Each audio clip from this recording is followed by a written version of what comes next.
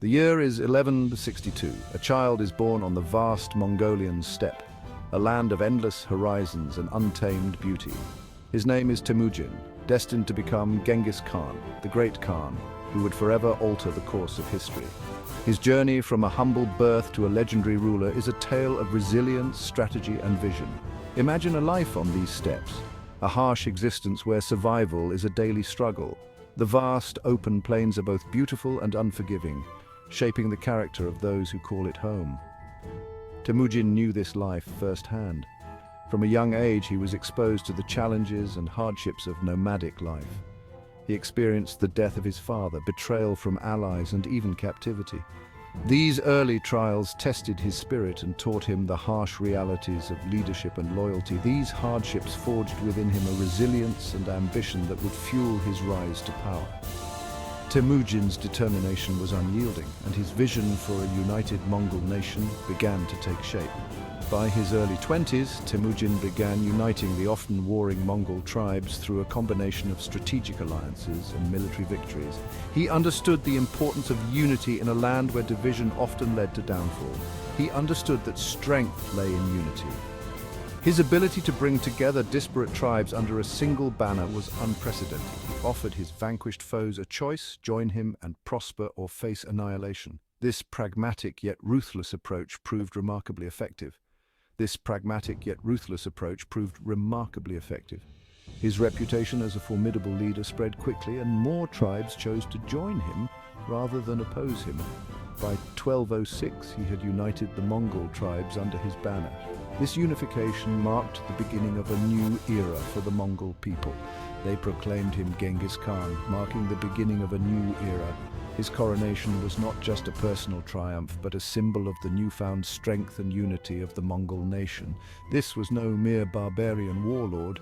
Genghis Khan possessed a keen intellect and a thirst for knowledge uncommon among his peers.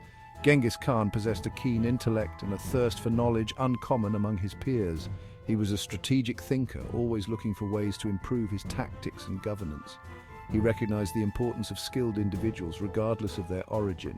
He valued talent and expertise, integrating the best minds into his administration.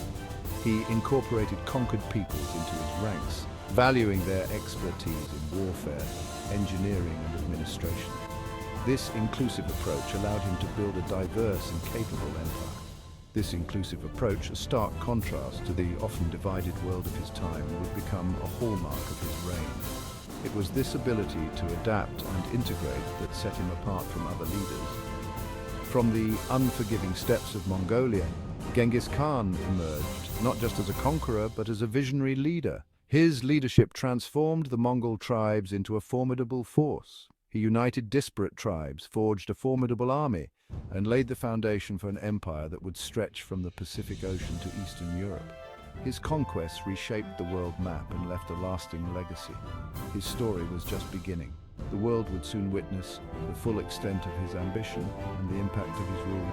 The world would learn the true meaning of his name, Genghis Khan, the ruler of all under heaven. His legacy would endure for centuries, influencing cultures and civilizations far beyond the steppes of Mongolia. The Mongol army under Genghis Khan was a force unlike any the world had ever seen. Their rise to power was swift and brutal, leaving a lasting impact on the regions they conquered. It was a cavalry-based force, with each soldier a skilled rider and archer from childhood. The Mongol warriors trained rigorously, honing their skills to perfection. Imagine the thunderous charge of thousands of horsemen, their arrows darkening the sky. The sheer power and coordination of their attacks were enough to strike fear into the hearts of their enemies. This was the reality faced by those who dared oppose the Mongol advance. Many armies crumbled under the relentless pressure of the Mongol onslaught. The Mongols possessed a deep understanding of horses and terrain. Their ability to navigate diverse landscapes gave them a strategic advantage in battle. Their horses, small but incredibly hardy, could cover vast distances, allowing the Mongol army to appear seemingly out of nowhere.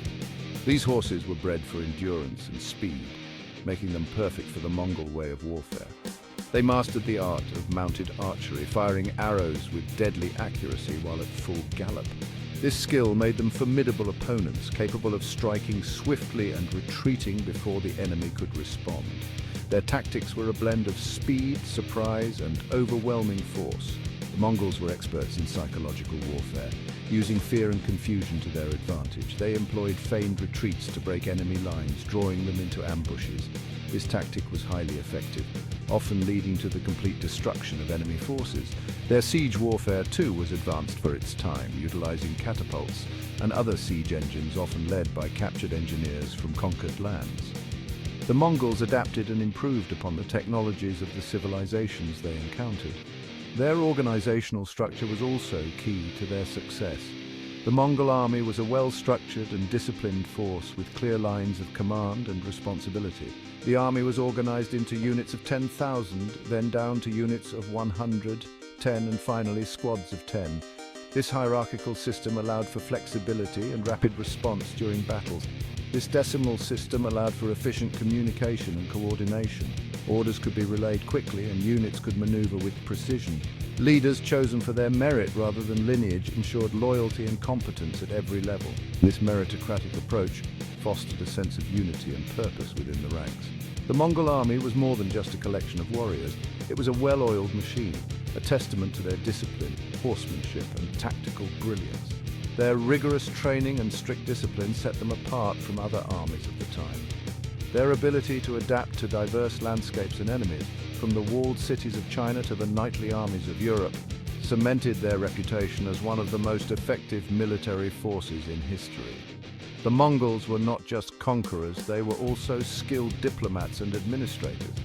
They were the storm that swept across the 13th century, leaving a changed world in its wake. The legacy of the Mongol Empire is still felt today, a testament to their unparalleled military prowess and strategic genius. Genghis Khan's conquests were swift and decisive, but his true genius lay in his ability to govern the vast and diverse empire he forged. His military campaigns were legendary, but it was his administrative acumen that truly set him apart. He understood that brute force alone could not hold such a realm together. The sheer size and diversity of the territories required more than just military might. He needed a system, a legal framework that could ensure order and stability. This was essential to manage the different cultures, languages, and traditions within his empire. This need gave birth to the Yasa. The Yasa was not just a set of laws, it was a comprehensive code that addressed various aspects of governance. The Yasa was more than a legal code. It was a philosophy of governance, a set of principles that underpinned Mongol rule. It was designed to create a cohesive and unified empire. It emphasized loyalty, obedience, and meritocracy. These principles were crucial in maintaining the loyalty of his subjects and ensuring that the most capable individuals were in positions of power. Critically, it promoted religious tolerance, a radical concept for the time. This policy allowed the Mongol Empire to integrate various cultures and religions seamlessly. Genghis Khan, though a follower of Tengrism, the traditional Mongol belief system, allowed conquered people to practice their own religions. This approach minimized resistance and fostered loyalty among the conquered populations. This policy fostered a degree of acceptance and coexistence rarely seen in empires of conquest. It created an environment where different cultures could thrive together. The Yasa also addressed practical matters such as trade, taxation, and criminal justice. These regulations were essential for the smooth functioning of the empire. It established a system of relay stations and messengers, ensuring swift communication across the empire. This network was vital for maintaining control and coordination over vast distances. It encouraged trade by protecting trade routes and offering safe passage to merchants. This protection was a significant factor in the economic prosperity of the empire. These policies facilitated the free flow of goods and ideas, connecting East and West in unprecedented ways. The Mongol Empire became a melting pot of cultures and innovations. Genghis Khan's approach to governance was surprisingly modern for his era. His policies laid the groundwork for a stable and prosperous empire. He understood the importance of a meritocratic system where talent and loyalty were valued over lineage. This ensured that the most capable individuals were in positions of authority. He promoted religious tolerance, a concept far ahead of its time. This policy was instrumental in maintaining peace and harmony within the empire. He fostered trade and communication, recognizing them as the lifeblood of a prosperous empire. The interconnectedness of his territories was a testament to his visionary leadership. The Yasa, a testament to his vision, provided the framework for a surprisingly stable and prosperous empire, defying the traditional narrative of Mongol rule as solely focused on destruction. It was a sophisticated system that balanced power, justice, and cultural integration, ensuring the longevity of his legacy. Imagine a message traversing thousands of miles in a matter of days, carried not by birds, but by a network of riders and horses. This was the reality of the Yam, the remarkable communication system of the Mongol Empire. It was the nervous system that allowed Genghis Khan to maintain control over his vast domain. The Yam was a relay system comprised of strategically placed stations known as Ortu, spread across the empire. At each station, fresh horses and riders awaited, ready to carry messages day and night regardless of weather. This constant relay ensured remarkable speed. Messages could travel up to 200 miles per day, a feat unmatched in the pre-modern world. The Yam was not just about speed, it was also about reliability. The messengers, known as Elchai, were highly trained and fiercely loyal. They were empowered to requisition supplies and even demand assistance from anyone they encountered, regardless of their social standing. This ensured the smooth and timely delivery of messages, whether they were military orders, diplomatic dispatches, or simple correspondence. The Yam was more than just a communication network. It was a testament to Mongol ingenuity and organizational prowess. It facilitated the flow of information across an empire of unprecedented scale, connecting its farthest reaches to the heart of Mongol power. This system played a crucial role in maintaining order, facilitating trade and projecting Mongol power across their vast domain. The whisper of hooves on the steppe carried not just messages, but the very essence of Mongol dominion.